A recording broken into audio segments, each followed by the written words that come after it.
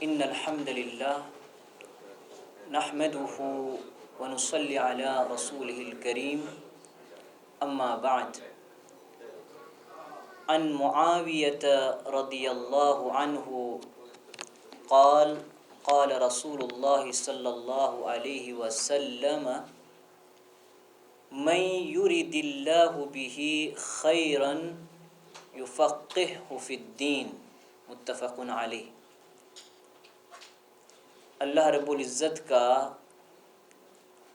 بڑا ہی احسان و فضل ہے جس نے ہم تمام کو ایک ساتھ بیٹھ کر کچھ سننے اور سنانے کا موقع نصیب فرمایا۔ جیسا کہ آپ لوگ جانتے ہیں، ذمہ داران کی طرف سے 2 ماہی منہج سلف پر کورس کے سلسلے میں ایک قدم بڑھایا گیا ہے۔ اللہ سے دعا ہے کہ اللہ تعالی ہم تمام کو اس میں کامیابی سے سرفراز فرمائے۔ اللہ کے نبی جناب محمد مصطفیٰ صلی اللہ علیہ وسلم کی ایک حدیث میں نے آپ حضرات کے سامنے بیان کی ہے۔ آج کا یہ پہلا دن ہے اور اس پہلے دن میں پہلی کڑی میں آپ حضرات کے سامنے منہج سلف ہی کے تئیں علم کی کیا اہمیت ہے، اس کی کیا فضیلت ہے، اس کو کیسے حاصل کیا جا سکتا ہے، اس کی کیا شرطیں ہیں، آپ حضرات کے سامنے بیان کرنا ہے۔ پھر رفتہ رفتہ انشاءاللہ توحید کا موضوع رہے گا۔ یہ منہج سلف ایک بڑا کشادہ موضوع ہے، ایک چھوٹا موضوع نہیں ہے۔ اس کے لیے ایک لمبا وقت درکار ہے۔ 2 مہینوں میں یہ ختم ہونا یہ تو سمجھ کے باہر کی بات ہے۔ اس کے لیے ایک لمبا وقت درکار ہوتا ہے۔ پھر بھی انشاءاللہ جتنا ہو سکے کوشش کے مطابق بنیادی چیزیں اور اہم چیزیں جس پر انشاءاللہ گفتگو کی جائیں گی۔ موضوع کو شروع کرنے سے پہلے آپ حضرات سے یہ گزارش کرتا ہوں کہ یہاں پر کوئی لمبی چوڑی تقریر وغیرہ نہیں کرنا ہے۔ یہاں پڑھانا ہے، سکھانا ہے کچھ، اور آپ حضرات کو کچھ سیکھنا ہے۔ جب بھی یہاں پر دوران گفتگو کوئی ایسی چیز آئے کہ جس کو لکھنے کی ضرورت پڑے تو آپ حضرات کیا وہاں پر لکھ بھی لیجئے، ہو سکتا ہے آئندہ آپ کو کبھی کام آ سکے۔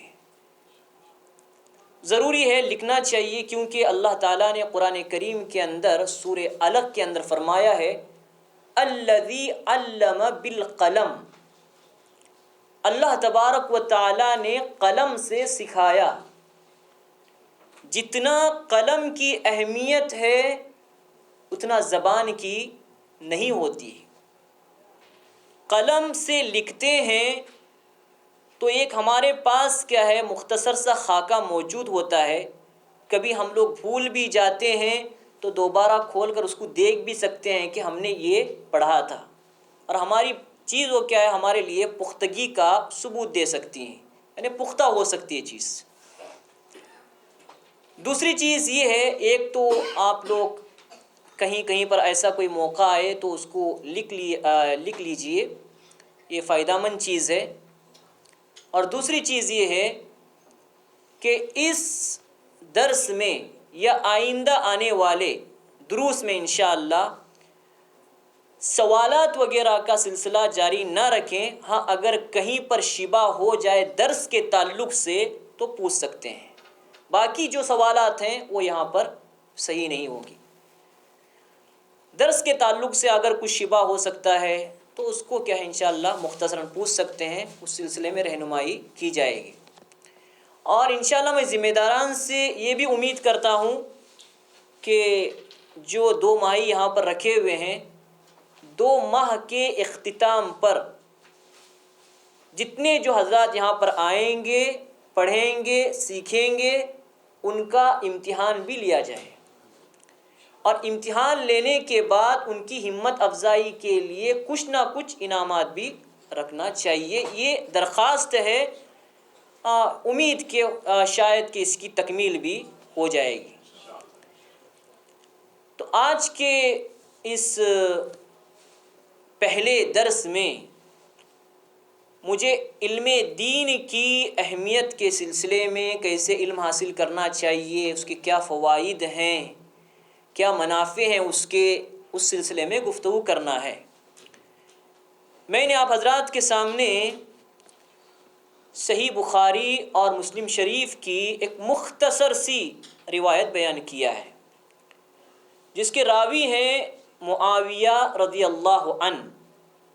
وہ کہتے ہیں نبی کریم صلی اللہ علیہ وسلم نے فرمایا، من یرد اللہ بہ خیرا یفقہہ فی الدین، اللہ تبارک و تعالی جس کے ساتھ اچھائی چاہتا ہے، بھلائی چاہتا ہے، کچھ بھلا کرنے کا اللہ تعالیٰ اس کی چاہت ہے، ارادہ ہے، مشیت ہے، یفقہہ فی الدین، اسے دین کی سمجھ عطا کر دیتا ہے۔ اور آپ حضرات بالکل خوش نصیب ہیں، کیونکہ بہت سے ایسے ہیں جو اس میں قدم بڑھانا نہیں چاہتے ہیں، بہت سے ایسے ہیں جو سستی اور کاہلی کے شکار ہو جایا کرتے ہیں، اور اس سے کیا ہے کنارہ کشی اختیار کر لیتے ہیں۔ لیکن آپ لوگ بہت ہی خوش نصیب ہیں، کیونکہ یہ اللہ کے نبی کا فرمان ہے، یہ اللہ کے نبی کا فرمان ہے، جس کے ساتھ بھی اللہ تعالیٰ بھلائی کا ارادہ کرے، یفقہہ فی الدین، اسے دین کی سمجھ عطا کر دیتا ہے۔ اب یہاں پر ایک سمجھنے کی بات ہے، یہ اللہ کے نبی نے کہا کہ یفقہہ فی الدین، دین کی سمجھ عطا کرتا ہے۔ اس کا کیا مطلب ہے؟ فقہ فی الدین، دین میں سمجھداری۔ ہو سکتا ہے چاہے تو آپ لوگوں کو اگر معلوم ہے تو چھوڑ دیجئے، یہاں پر اگر لکھنا مناسب ہے تو لکھ بھی سکتے ہیں۔ فقہ فی الدین کا کیا مطلب ہے؟ فقہ فی الدین کا مطلب یہ ہے کہ قرآن اور حدیث کا فہم، اس کی سمجھ، اس کی تفہیم، احکام شریعت، مسائل شریعت کے سلسلے میں سمجھ، یہ اللہ تعالیٰ کیا ہے عطا کر دیتا ہے۔ نہ کہ وہ فقاہت جو ائمہ کے اقوال اور ان کے اپنے خاص اقوال اور انہیں کیا ہے پکڑ کر زندگی بسر کرنا، یہ فقاہت نہیں ہے۔ حقیقت میں فقاہت وہ ہے قرآن اور سنت کے مطابق سارے مسائل اور احکام، اس کا علم ہے۔ تو یہاں پر کیا مطلب نکلا؟ یفقہہ فی الدین کا مطلب کیا ہے؟ فقہ فی الدین، یعنی قرآن اور احادیث کی تفہیم، اس کا علم، اس کی سمجھ۔ تو یہ شاید آپ لوگوں کو شاید یا پوری طرح سے سمجھ میں آیا ہوگا کہ فقہ فی الدین کا مطلب قرآن اور حدیث کا فہم، اس کا علم، اس کی تفہیم، اسے کہتے ہیں یفقہ فی الدین، فقہ فی الدین۔ تو یہ نبی کریم صلی اللہ علیہ وسلم کی حدیث تھی جو بخاری اور مسلم شریف کے اندر بیان کی گئی ہے، اور بڑی پیاری بات نبی کریم صلی اللہ علیہ وسلم نے کہی ہے۔ علم حاصل کرتے ہیں، ہم نے جو قدم بڑھایا ہے، تو علم کو حاصل کرنے کے لیے سب سے پہلے نیت خالص ہونا چاہیے۔ پہلی چیز، چند چیزیں ہیں جو مجھے بتانا ہے۔ پہلی چیز اس میں سے خالص نیت، اس میں ذرا برابر دوسری چیز کی آمیزش اور ملاوٹ نہیں ہونا چاہیے۔ پہلی چیز خلوص نیت۔ آج کیا کرتے ہیں؟ علم حاصل کرتے ہیں، کس لیے حاصل کرتے ہیں؟ جو جاہل لوگ ہیں انہیں ان سے بحث کر کے، مباحثہ کر کے، ان کو مغلوب کرنے کے لیے، ان کو گرانے کے لیے، اس لیے علم حاصل کیا جاتا ہے۔ اور دوسری چیز یہ ہے کہ علم کس لیے حاصل کیا جاتا ہے آج کل؟ تھوڑا سا علم حاصل کر کے علماء سے مقابلہ آرائی کریں اور فخر محسوس کریں کہ میرے پاس اتنا علم ہے، یہ بھی چیز ہوتی ہے۔ تیسری چیز یہ ہوتی ہے کہ لوگ جو کرتے ہیں ان کی سوچ، ان کی فکر، ان کا عمل وہ یہ کہ لوگوں کو اپنی طرف متوجہ کرنے کے لیے، تاکہ سوچیں کہ اس کے پاس واقعی علم ہے۔ اللہ کے نبی جناب محمد مصطفیٰ صلی اللہ علیہ وسلم کی حدیث ہے، ابن عمر رضی اللہ عنہ حدیث کے راوی ہیں، اور یہ روایت ابن ماجہ کے اندر موجود ہے۔ نبی کریم صلی اللہ علیہ وسلم نے فرمایا، من طلب العلم، جو شخص علم کو حاصل کرتا ہے، کس لیے حاصل کرتا ہے؟ لیماری بہ السفہاء، جاہلوں سے بحث کر کے انہیں ہار دلانے کے لیے، انہیں مغلوب کرنے کے لیے، گرانے کے لیے۔ اور اللہ کے نبی صلی اللہ علیہ وسلم آگے فرماتے ہیں، او لیباہی بہ العلماء، یا علماء سے مقابلہ آرائی کر کے ان کے اوپر اپنے آپ کو بڑا سمجھنے کے لیے۔ پھر اللہ کے نبی نے کہا، او لیصرف وجوہ الناس الیہ فہو فی النار۔ کیا کہا؟ اللہ کے نبی نے کہا یا اس لیے حاصل کرے کہ لوگ اس کی جانب متوجہ ہو جائیں، لوگ اس کی جانب متوجہ ہو جائیں اور کہیں کہ دیکھو اس کے اندر کتنا علم ہے، یہ چیز ثابت کرنے کے لیے۔ تو کیا یہ چیز صحیح ہے یا غلط ہے؟ اللہ کے نبی نے فرمایا، فہو فی النار، ایسا شخص کہاں پر ہوگا؟ جہنم کی آگ میں ہوگا۔ جو جاہلوں سے بحث کر کے ان کو گرانے کے چکر میں رہتا ہے، علماء سے مقابلہ آرائی کر کے ان کے اوپر اپنے آپ کو بڑا سمجھنے لگتا ہے، یا لوگوں کو اپنی جانب متوجہ کرنا اے مقصود رہتا ہے، اگر اس طرح سے علم حاصل کریں گے تو علم حاصل بھی نہیں ہوگا، اور ایسا شخص کہاں پہ ہوگا؟ فہو فی النار، جہنم کی آگ میں ہوگا۔ اس لیے ایسے علم نہیں حاصل کرنا چاہیے، نیت خالص ہونا چاہیے۔ دوسری چیز، علماء کی تعظیم اور ان سے علم حاصل کرنا۔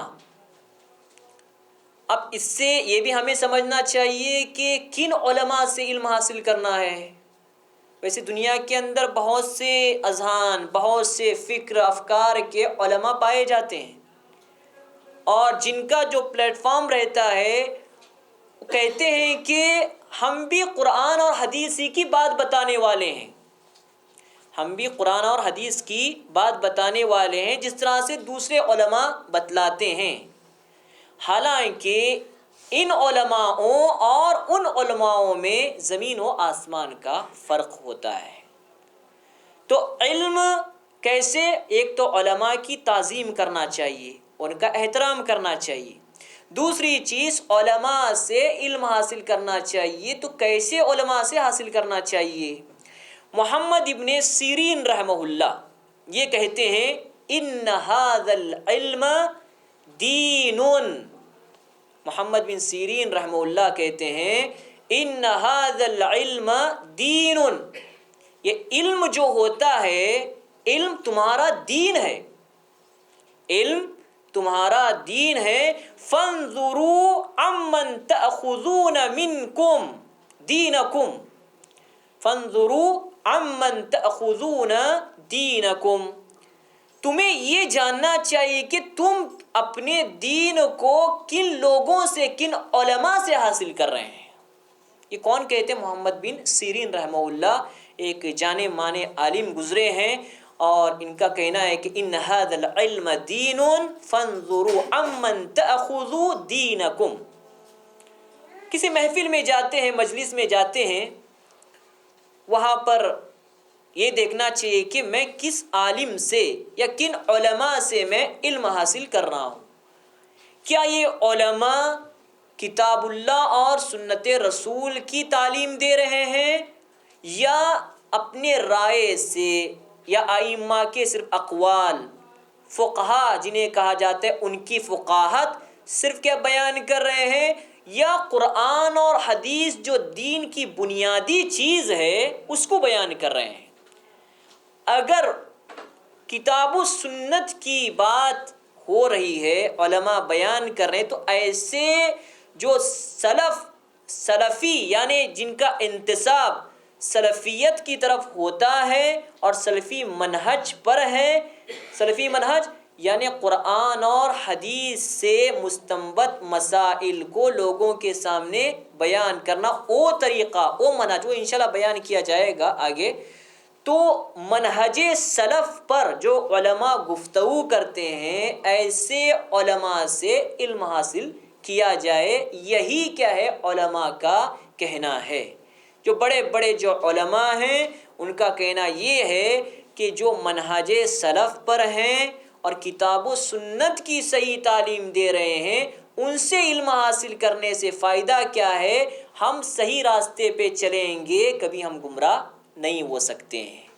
اگر ہم ان علماؤں کو چھوڑ کر دوسرے دیگر علماء جو اہل الرائے کہتے ہیں، جنہیں جو اپنے خیالی پھیلاؤ ظاہر کرنے والے، جو رائے سے بیان کرنے والے، یا صرف ائمہ کے اقوال پر اکتفا کرنے والے، ایسے کیا ہے علماء سے علم حاصل کریں گے، قریب ہے کہ صحیح منہج سے ہٹ جائیں گے.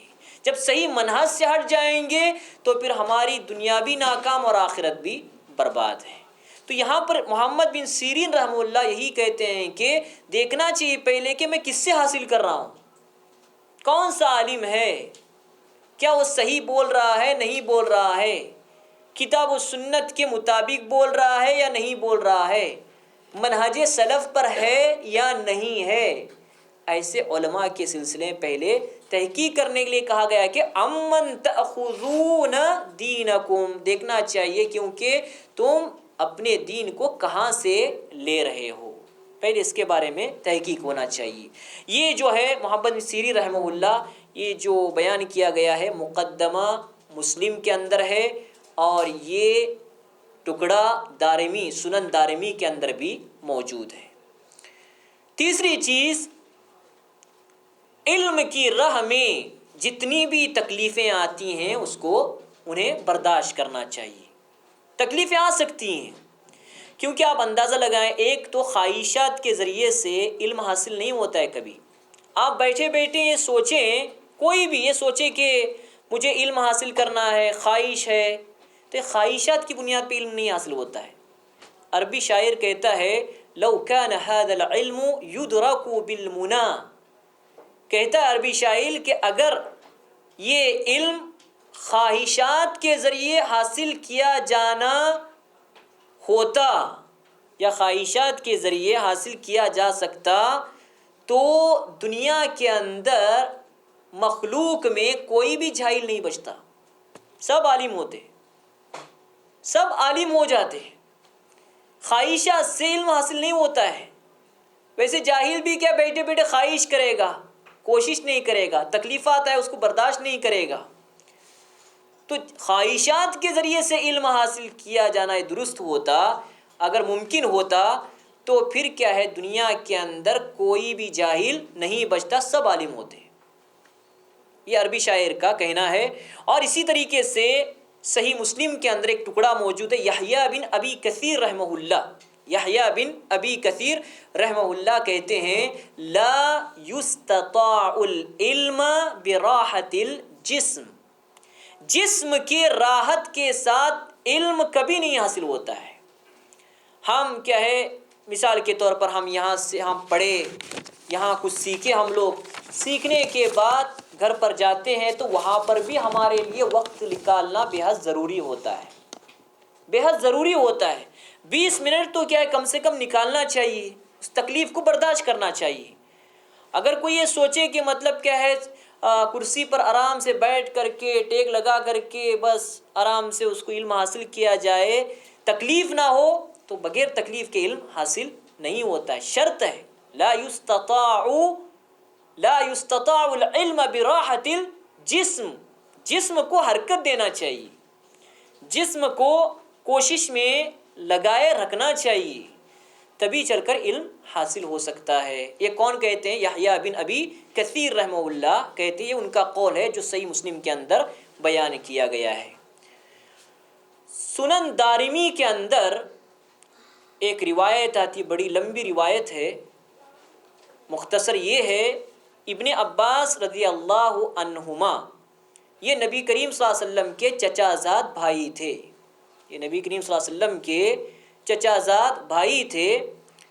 ان کے سلسلے میں آتا ہے کہ جب نبی کریم صلی اللہ علیہ وسلم کا انتقال ہو گیا تھا، وفات ہو گئی، تو ابن عباس رضی اللہ عنہما نے کہا کہ ایک انصاری صحابی سے، انصاری صحابی کسے کہتے ہیں؟ انصاری صحابی جو مدینے میں جنہوں نے مہاجرین کی مدد کی، تعاون کیا، اور مہاجر جو ہجرت کر کے مدینہ چلے گئے تھے۔ انصار صحابہ اور مہاجر صحابہ میں فرق ہے۔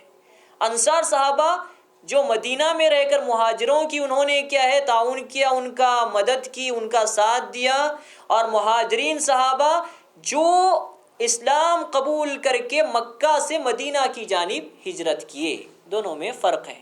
انصاری صحابی سے کہتے ہیں ابن عباس، یہ دونوں کا فرق اگر معلوم نہیں ہے تو اس کو بھی لکھ لے سکتے ہیں۔ انصار صحابہ جو مدینے میں رہ کر مہاجرین کا تعاون کیا ہے، ان کا ساتھ دیا، اور مہاجرین صحابہ جنہوں نے مکہ سے مدینہ کی جانب ہجرت کیا ہے، دونوں میں فرق ہے۔ تو انصاری صحابی سے ابن عباس رضی اللہ عنہما نے کہا ایک وقت کہ دیکھو محمد صلی اللہ علیہ وسلم کا تو انتقال ہو گیا، اب بہت سے ایسے صحابہ ہیں جو بہت سی حدیثوں کو جانتے ہیں، ہمیں دیکھنا چاہیے کہ کن کے پاس کون سی حدیث ہے، اسے سیکھنا چاہیے۔ یہ تڑپ تھی، یہ چاہت تھی ابن عباس رضی اللہ عنہما کی۔ تو انصاری صحابی نے کہا کہ آپ کیا سمجھتے ہیں، کیا لوگ آپ کے محتاج ہوں گے؟ لوگوں کو آپ کی ضرورت پڑے گی؟ نہیں ہوگی، کیونکہ آپ کے کہنے کے مطابق اتنے صحابہ اکرام موجود ہیں، علم حاصل ہو سکتا ہے ان سے، تو آپ یہ نہ سوچیں کہ لوگ آپ کے محتاج بن جائیں گے۔ انصاری صحابی نے ارادہ توڑ دیا، لیکن ابن عباس رضی اللہ عنہما نے بالکل عزم مصمم کے ساتھ، پکے ارادے کے ساتھ اسی چیز پر ڈٹے رہے، کہا کہ نہیں، مجھے سیکھنا ہے، مجھے علم حاصل کرنا ہے۔ ابن عباس رضی اللہ عنہما جب بھی کسی صحابی کے پاس علم حدیث ہوتا، علم ہوتا، ان کے پاس جاتے، سنا کہ فلاں صحابی کے پاس حدیث ہے، علم حاصل کرنا چاہیے، گئے وہاں پر۔ جانے کے بعد دیکھا کہ گھر کا دروازہ تو بند ہے، وہیں پر باہر دروازے کے باہر بیٹھے رہے۔ اب وہ راستے میں گزرنے والی دھول، یہ گندگی، ساری چیزیں ان کے چہرے کو خراب کر رہی تھی، یہ تکلیف ہو رہی تھی، انہیں مشقت ہو رہی تھی۔ لیکن ابن عباس رضی اللہ عنہما نے یہ نہیں سوچا کہ مجھے تکلیف ہو رہی ہے، مجھے پریشانی ہو رہی ہے، اس لیے اس کو چھوڑ دینا چاہیے، نہیں۔ ابن عباس رضی اللہ عنہما نے اس کو مکمل کیا، تکمیل کیا۔ ایک وقت ایسا آیا کہ انصاری صحابی کو اعتراف کرنا پڑا کہ واقعی عقل مند یہی تھے، کیونکہ ایک وقت انہوں نے ابن عباس رضی اللہ عنہما کے پاس لوگوں کا ہجوم دیکھا علم حدیث کو سیکھنے کے لیے۔ دیکھ کتنا فائدہ ہو گیا، گئے وہاں پر تکلیفیں برداشت کی، علم حاصل کیا، انصاری صحابی کو بتلایا، وہ مانے نہیں، لیکن اپنی بات پر یہ اٹل رہے، سیکھے۔ اس کے بعد ایک وقت ان کو یہ بھی دیکھنا پڑا کہ لوگ ان کے محتاج بن کر چلے آئے۔ تو علم حاصل کرنے کے لیے تکلیفیں جتنی آتی ہیں اس کو برداشت بھی کرنا پڑتا ہے۔ وقت بھی نکالنا پڑتا ہے. وقت نہیں نکالیں گے، گھر میں بیٹھ کر سوچیں گے، علم نہیں حاصل ہوتا ہے میرے بھائی. علم حاصل ہونے کے لیے ہمیں اپنا کچھ دینا چاہیے تبھی ملے گا. ہم اپنا ہی نہیں دیں گے تو کہاں سے مل سکتا ہے؟ اپنا دینا، خرچ کرنا، صرف کرنا، یہ بے حد کیا ہے ضروری ہوتی ہے چیز. چوتھی چیز، اہمیت کی ترتیب کے اعتبار سے علم حاصل کرنا چاہیے. یہ نہیں کہ پورا ایک ساتھ حاصل کیا جائے، نہیں، بلکہ کیا ہے تھوڑا تھوڑا کر کے. پہلی چیز کیا ہے؟ ترتیب کے ساتھ تھوڑا تھوڑا کر کے سیکھیں. سیکھتے سیکھتے ہو سکتا ہے کہ بلندی تک پہنچ جائیں اور لوگ کیا ہے آپ حضرات کے پاس آ کر علم آپ کے پاس جتنا ہے وہ آپ لوگوں کو کیا ہے پہنچا بھی سکتے ہیں اور وہ لوگ حاصل بھی کر لیں گے. لیکن شرط یہ ہے کہ پہلے موٹی موٹی چیزیں سیکھنا چاہیے. بالکل تعمق میں یعنی بالکل گہرائی میں جانے کی ضرورت نہیں ہے. اس سلسلے میں علماء کے بہت سے اقوال ہیں. شیخ عثیمین رحمہ اللہ فرماتے ہیں ان کی جو ولادت ہوئی تھی 1925 میں ہوئی تھی اور وفات کا جو معاملہ ہے 2001 کا ہے. ان کی جو وفات ہوئی 2001 میں، ولادت 1925 میں ہوئی تھی. یہ شیخ عثیمین رحمہ اللہ کہتے ہیں ینبغی لطالب العلم ان یحرص علی جمع الکتب ولکن یبدأ بالاہم فالاہم. کیا کہتے ہیں شیخ عثیمین رحمہ اللہ؟ کہتے ہیں کہ علم حاصل کرنے والے کے لیے مناسب ہے. کیا مناسب ہے؟ ان یحرص علی جمع الکتب، کتابوں کو جمع کرنے کی حرص ہونا چاہیے. دینی کتابوں کو جمع کرنے کی حرص ہونا چاہیے. گھر کے اندر ایک چھوٹی سی لائبریری کی شکل میں کتابیں ضرور ہونا چاہیے. یہ کون کہتے ہیں؟ شیخ عثیمین رحمہ اللہ کہتے ہیں، جو جانے مانے کیا ہے عالم دین گزرے ہیں. یہ کہتے ہیں کہ طالب علم کے لیے ضروری ہے کہ وہ کتابوں کو جمع کرنے کا حریص ہو، اس کے اندر تڑپ ہونا چاہیے. پھر کیا کہا؟ آگے کہا کہ وَلَكِنْ يَبْدَأُ بِالْأَهَمِّ فَالْأَهَمُّ. لیکن شرط ہے کتابوں کو جمع کرنے کا. آیا فوراً کیا ہے بڑی بڑی کتابیں لے کر جمع کیا؟ نہیں، چھوٹی چھوٹی کتابوں سے شروع کرے، چھوٹی چھوٹی اپنی استطاعت کے مطابق جمع کرتا رہے. ہو سکتا ہے انشاءاللہ کیا ہے اس کے گھر میں ایک بہت بڑی لائبریری قائم ہو سکتی ہے. تو ان اقوال کو یاد رکھنا ضروری ہے. ینبغی لطالب العلم ان یحرص علی جمع الکتب ولکن یبدأ بالاہم فالاہم. جو اہم کتابیں ہیں چھوٹی چھوٹی اس کو پہلے ملحوظ رکھنا چاہیے. پانچویں چیز، علم کو حاصل کرنے میں تدریج ہونا چاہیے. ایک کے بعد دوسرا، دوسرے کے بعد تیسرا، یہ نہیں کہ پورے ایک ساتھ. اور بالکل پختگی ہونا چاہیے، پختگی کا خیال رکھنا چاہیے. مجھے بالکل یہ کرنا چاہیے، جب ہم ٹھان لیے تو مجھے اس کو ضرور کرنا چاہیے. جیسے ہم تجارت کے معاملات وغیرہ میں کرتے ہیں کہ مجھے یہ کرنا ہے اور ٹھان بھی لیتے ہیں، عزم مصمم بھی کر لیتے ہیں، پکا ارادہ بھی کر لیتے ہیں.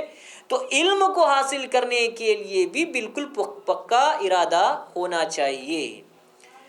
شیخ عثیمین رحمہ اللہ فرماتے ہیں، یہ بھی انہی کا قول ہے، الاسالیب لطلب العلم، علم کو حاصل کرنے والے کے لیے سب سے صحیح طریقہ، سب سے بہترین طریقہ، سب سے اچھا اسلوب کیا ہے؟ ان یبدأ الانسان بصغار العلم قبل کبارہ. کیا مطلب ہے اس کے جملے کا؟ قبل بصغار العلم قبل کبارہ، گہرائی میں جانے سے پہلے موٹی موٹی باتوں کو سیکھ لینا چاہیے. یہ شیخ عثیمین رحمہ اللہ کا قول ہے.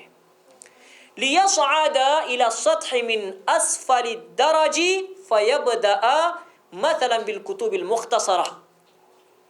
چھوٹی سیڑھی سے چڑھ کر بلندی کو پہنچنا ہے. یہ نہیں کہ ایک ساتھ بلندی پہ چڑھے، یہ تو ناممکن ہے، مشکل کام ہے. چھوٹے چھوٹے سے کیا ہے اس کو بڑھنا چاہیے. یعنی مثلاً کہہ کر انہوں نے بیان کیا بالکتب المختصرہ، چھوٹی چھوٹی کتابوں سے پہلے شروع کرنا چاہیے. مثال کے طور پر توحید کی کتاب ہے. منہج سلف میں داخل ہونے کے لیے توحید عقیدہ یہ پہلے نمبر پہ ہے. یہ بنیادی چیز ہے عقیدہ. اور عقیدہ ایک عام سا ایک لفظ ہے عقیدہ، اس میں بھی خاص ہے، توحید ہے، رسالہ ہے، یہ ساری چیزیں ہیں. اور رفتہ رفتہ بیان کی جائیں گی. تو توحید کے سلسلے مختصر سی چھوٹی چھوٹی کتابیں، کتاب التوحید ہے، یا اگر کچھ مل جائے العقید الواسطیہ جو عام طریقے سے عربی میں رہتی ہے. کہ اچھی کتابیں جو ہیں محمد بن عبد الوہاب رحمہ اللہ کی جو توحید پر کتابیں ہیں اور دیگر لوگوں کی ہیں، علماء کی ہیں. تو چھوٹی چھوٹی موٹی موٹی جو کتابیں ہیں اس کا ضرور کیا ہے مطالعہ کرنا چاہیے، اس کو اپنے پاس رکھنا چاہیے. تو شیخ عثیمین رحمہ اللہ یہی کہتے ہیں.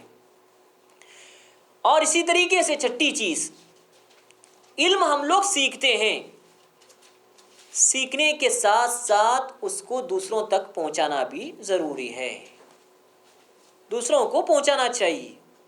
اس سلسلے میں صحیح بخاری اور مسلم شریف کی ایک روایت ہے، نبی اکرم صلی اللہ علیہ وسلم نے فرمایا لِيُبَلِّغَ الشَّاهِدُ الْغَائِبَ، جو حاضر ہیں وہ غائب تک پہنچا دیں. جو علم حاصل کر رہے ہیں، جتنا علم ہے انہیں دوسروں کو پہنچانا چاہیے. اور اسی طریقے سے ایک روایت اور بھی ہے، نَضَّرَ اللَّهُ امْرَأً سَمِعَ مَقَالَتِي، اللہ تعالیٰ اس آدمی کو خوش خرم رکھے، خوشحال رکھے جو میری بات سنتا ہے اور جیسے سنا ویسے ہی لوگوں کو بیان کرتا ہے. اس میں توڑ مروڑ سے کام نہیں لیتا، جو بات ہے اس کو پہنچا دیتا ہے. اس میں توڑ مروڑ کر کے نبی کریم صلی اللہ علیہ وسلم کی طرف انتساب کر کے لوگوں کو بیان کرے گا، اس کا انجام بھی نبی کریم صلی اللہ علیہ وسلم نے بیان فرمایا. کیا بیان فرمایا؟ من کذب علی متعمدا فلیتبوأ مقعدہ من النار. جو کوئی بات بطور جھوٹ میری طرف انتساب کرتا ہے، میں نے اس چیز کو نہیں کہا ہے، انتساب میری طرف کیا کہ نبی کریم صلی اللہ علیہ وسلم نے ایسا کہا ہے اور لوگوں سے بیان کر رہا ہے، تو نبی کریم صلی اللہ علیہ وسلم نے کہا فَلْيَتَبَوَّأَ مَقْعَدَهُ مِنَ النَّارِ. جان بوجھ کر اگر کوئی کرتا ہے تو وہ اپنا ٹھکانہ جہنم میں بنا لے، اس کا ٹھکانہ جہنم میں ہے. ساتویں چیز، دین علم کے بغیر بات کرنے سے پرہیز کرنا.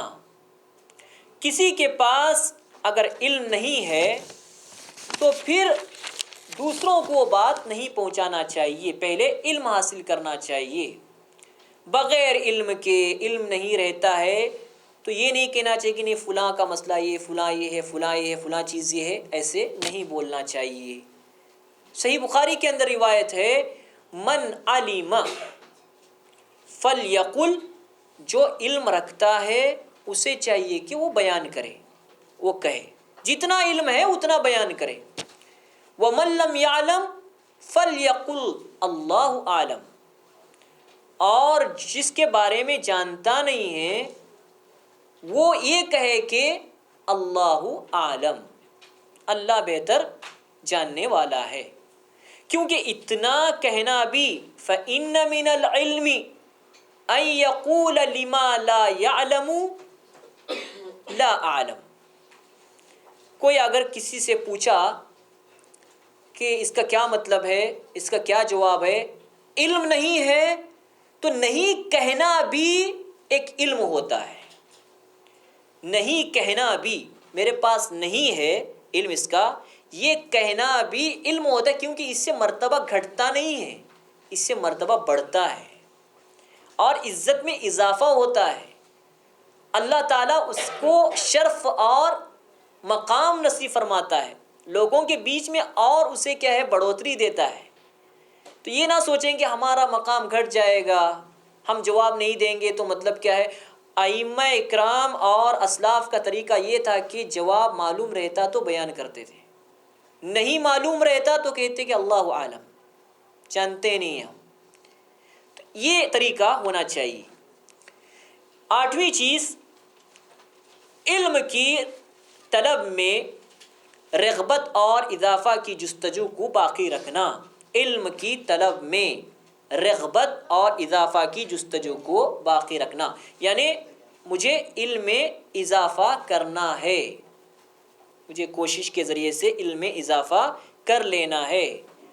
تھوڑا سا حاصل کر لیا بس ہے، میں علامہ بن گیا یا میرے پاس علم آ گیا، یہ نہیں سوچنا۔ یہ جو علم ہے نا، اس کے جو شاخیں ہیں وہ بہت چوڑے ہیں، اس کی بنیاد جو ہے بالکل مضبوط ہے۔ تو علم کی جو شاخیں ہیں ان شاخوں کو پکڑنے کی کوشش کرنا چاہیے، مزید کیا اس کو سیکھنا چاہیے۔ تھوڑا سیکھ لیے تو زیادہ، ایک پلیٹ کیا ہے، ہم لوگ بریانی کھاتے ہیں، اچھی رہتی ہے یا کوئی مزیدار چیز رہتی ہے تو سوچتے ہیں کہ دوسرا بھی کیا ہے ہونا چاہیے۔ دنیا یہ معاملات میں، یہ معاملات کی چیزیں ہیں، تو یہ چیز ہم لوگ علم کے سلسلے میں کیوں نہیں کرتے ہیں؟ علم تھوڑا ہے تو زیادہ مطالعہ کے ذریعے سے، یا کوئی ایسی محفلیں ہیں جہاں پہ بیٹھ کر حاصل کیا جائے، لکھا جائے، سیکھا جائے، وقت نکالا جائے، یہ ضروری ہوتا ہے۔ اللہ تعالیٰ نے قرآن کریم کے اندر، آپ دیکھیں اللہ کے نبی جناب محمد مصطفیٰ صلی اللہ علیہ وسلم معلم تھے، مربی تھے، صحابہ اکرام کو تعلیم دینے والے تھے، وحی کا نزول ہوتا تھا، اپنے ذہن سے کوئی ایسی چیز بتاتے نہیں تھے، قرآن اور سنت کی باتیں بیان کرتے، اللہ تعالیٰ وحی جو کرتا تھا اسی کو بیان کرتے تھے۔ لیکن پھر بھی دیکھیے آپ، اللہ تعالیٰ نے سورہ طٰہٰ کے اندر یہ طٰہٰ آپ نوٹ کر لیں، اس کو بہتر رہے گا۔ یہ جو قاف ہے، الف لام میم صاد ہے، اور اسی طریقے سے نون ہے، اس طرح کے جو الفاظ آتے ہیں وہ حروف مقطعات میں سے ہوتے ہیں، حروف مقطعات۔ حامیم ہے، اس طرح سے جو ملتے جلتے ہیں،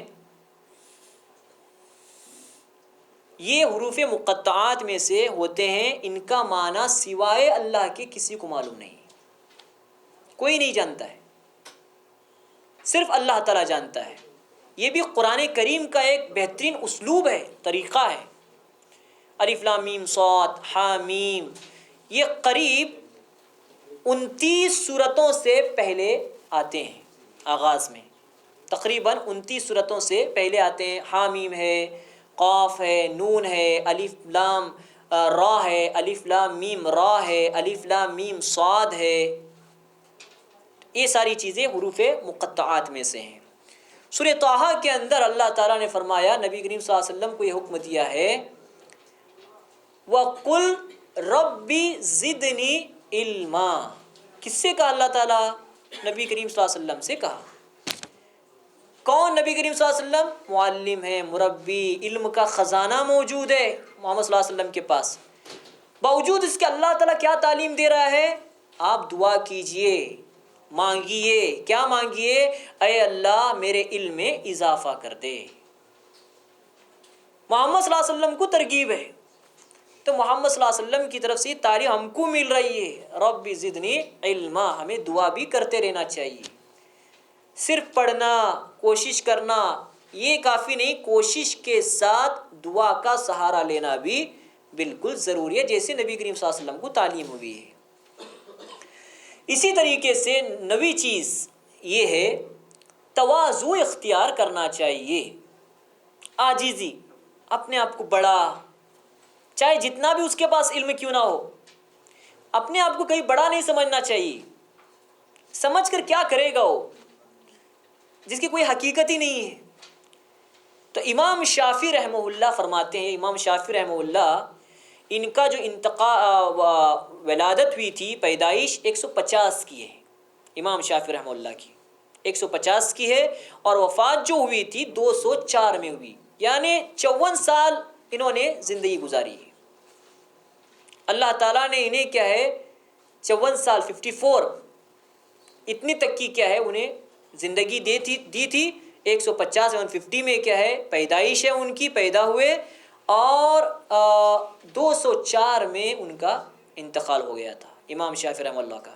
اور امام شافعی رحمہ اللہ کے سلسلے میں کہا جاتا ہے کہ یہ ناصر الحدیث تھے، حدیث کی مدد کرنے والے، حدیث کے سلسلے میں یعنی مسائل کو حدیث سے اس کا استنباط کرتے تھے۔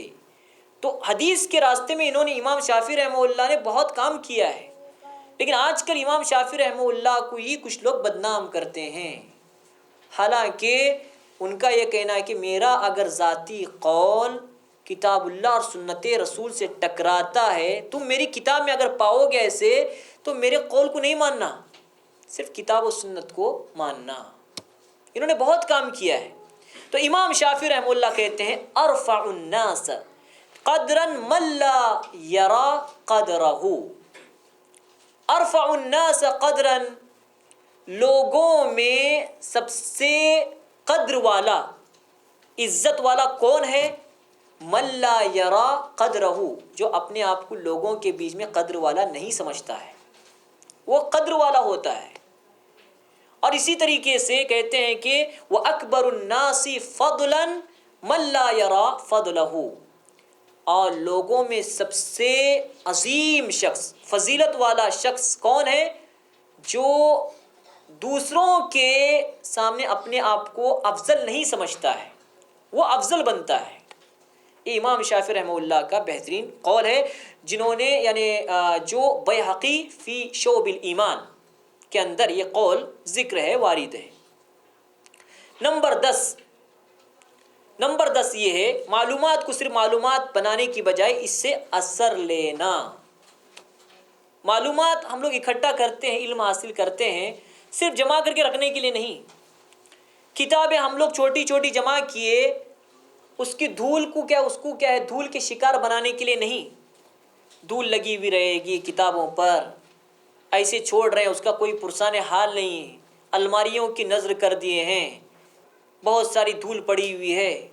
بس یہ نہ تصور کرنے کے لیے، یہ نہ ثابت کرنے کے لیے کہ میرے پاس اتنی کتابیں ہیں، لوگ آئیں گے دیکھیں گے یار فلاں کتاب ہے فلاں کتاب، یہ ثابت کرنے کے لیے نہیں ہے، اس کو جمع کرنے کے لیے، معلومات حاصل کرنا یعنی اس سے اثر لینا ہے، اس سے فائدہ پہنچانا ہے لوگوں کو بھی اور خود بھی عمل کرنا ہے، یہ مقصد ہونا چاہیے، نہ کہ صرف کیا ہے جمع کرنا۔ اللہ تعالیٰ نے سورہ فاطر کے اندر فرمایا ہے اعوذ باللہ من الشیطان الرجیم انما یخشی اللہ من عبادہ العلماء، اللہ کے بندوں میں اللہ سے ڈرنے والے سب سے زیادہ ڈرنے والے کون ہیں؟ علماء ہوتے ہیں۔ کون علماء؟ جو علم حاصل کرتے، خود عمل بھی کرتے، دوسروں کو اس کی تعلیم بھی دیتے۔ یہ نہیں کہ صرف معلومات حاصل کرنے کے لیے، نہیں، معلومات جمع کر کے اس کو عملی جامہ پہناتے ہیں۔ تو حقیقت میں ان علماء کی بہت بڑی اہمیت ہے۔ علم امام شافعی رحمہ اللہ کے قول کے مطابق، جنہوں نے ایک شعری انداز میں کہا ہے اخی لن تنال العلم الا بستۃ سانبیک عن تفصیلها ببیان، اخی میرے بھائی، لن تنال العلم، تم علم کو ہرگز حاصل نہیں کر سکتے، الا بستۃ، مگر 6 چیزوں کے ذریعے، 6 چیزوں کے ذریعے سے علم حاصل کر سکتے ہیں۔ پھر کہتے ہیں سانبیک عن تفصیلها ببیانی، میں اس کی تفصیل بیان کرنے جا رہا ہوں۔ آگے کہتے ہیں 6 چیزیں کیا ہیں؟ پہلی چیز آپ لوگ لکھ لیجیے، پہلی چیز ذکاء کہتے ہیں چالاکی، علم کو حاصل کرنے میں چالاکی کو استعمال کرنا چاہیے، یہ پہلی چیز ہے اور اہم چیز ہے۔ ذکاء، چالاک، ذکاء حمزہ کے ساتھ۔ نمبر 2 حرص ہونا چاہیے، جیسے کہ میں نے اقوال بیان کیا، اس ضمن بھی باتیں آئی ہیں علماء کے، جو شیخ عثیمین رحمہ اللہ کے جو کا قول وغیرہ، حرص ہونا چاہیے۔ تو حرص دوسری چیز۔ واجتہاد، تیسری چیز اجتہاد، اجتہاد یعنی کوشش بھی ہونا چاہیے. یہ کوشش کے سلسلے میں ایک دوسرا شاعر کہتا ہے بقدر الکد تکتسب المعالی ومن طلب العلا سحر اللیالی. کوشش کے ذریعے سے بلندیاں حاصل کی جا سکتی ہیں. ومن طلب العلا سحر اللیالی، اور جو بلندیوں کو حاصل کرنا چاہتا ہے وہ رات گزارا کرے. کیا رات گزارا کرے؟ مطلب جتنا طاقت ہے اتنا اس کو پڑھنا چاہیے. تو کوشش کے ذریعے اجتہاد، کوشش ہونا چاہیے. چوتھی چیز بلغتن. بلغتن کا مطلب معیشت. معیشت شاید آپ لوگ سمجھ گئے ہوں گے. طاقت ہونا چاہیے پڑھنے کی. یہ خاص طریقے سے یہاں پہ یہ فٹ نہیں ہوتا ہے، لیکن تھوڑا تو جم جائے گا. جو مدرسوں میں جہاں جامعات وغیرہ میں جاتے ہیں وہاں پہ ان کے رہنے کے لیے پیسہ خرچ کے لیے سب ہونا ضروری ہوتا ہے. تو ایسے ان لوگوں کے لیے بلغتن معیشت. اور آپ لوگوں کے لیے ہو سکتا ہے گاڑی کا انتظام ہونا چاہیے، آنے کے لیے آسانی ہونا چاہیے. تو بلغتن معیشت. پانچویں چیز ارشاد استاذن. استاذ کی رہنمائی. استاد سے رہنمائی حاصل کرنا چاہیے. استاد جو کہتا ہے اس پر عمل کرنا چاہیے. استاد نے کہا کہ دیکھو آپ لوگ آج پڑھے ہیں، گھر پہ جا کر 10 اس کو کیا 2-3 مرتبہ